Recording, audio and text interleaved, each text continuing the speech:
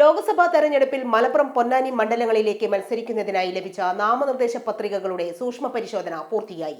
മലപ്പുറത്ത് 10 സ്ഥാനാർത്ഥികളുടെയും പൊന്നാനിയിൽ 8 സ്ഥാനാർത്ഥികളുടെയും നാമനിർദ്ദേശ പത്രികകളാണ് സ്വീകരിച്ചത്. മലപ്പുറം മണ്ഡലത്തിൽ 14 പേരും പൊന്നാനി മണ്ഡലത്തിൽ 11 പേരുമാണ് പത്രിക നൽകിയിരുന്നത്.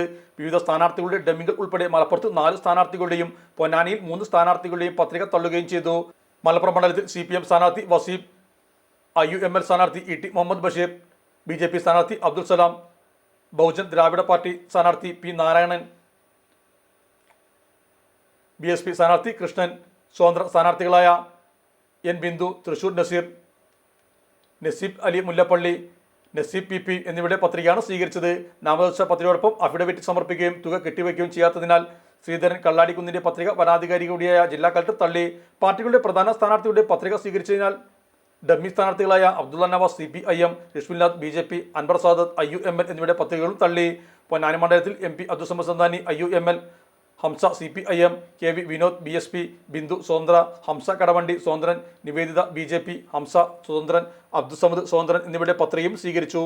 പാർട്ടികളുടെ പ്രധാന സ്ഥാനാർത്ഥിയുടെ പത്രിക സ്വീകരിച്ചതിനാൽ പകരം ഡമ്മി സ്ഥാനാർത്ഥികളായ അഷ്റഫ് കോപ്പൂർ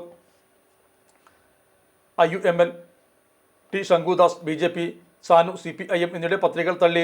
മലപ്പുറം മണ്ഡലം വനാധികാരിയും ജില്ലാ കളക്ടറുമായ VR വിനോദിന്റെയും പൊന്നാനി മണ്ഡലം വനാധികാരിയും അഡീഷണൽ ജില്ലാ മജിസ്ട്രേറ്റുമായ K മണികണ്ഠന്റെ നേതൃത്വത്തിൽ നടന്ന സൂക്ഷ്മ പരിശോധനയിൽ സ്ഥാനാർത്ഥികൾ, ഏജന്റുമാർ, ഉദ്യോഗസ്ഥർ എന്നിവയും സംബന്ധിച്ചു.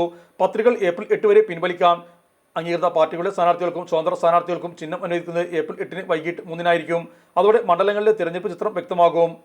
Sahara golden diamonds, Kottappadi, Malappuram. Phone 9744 912 916.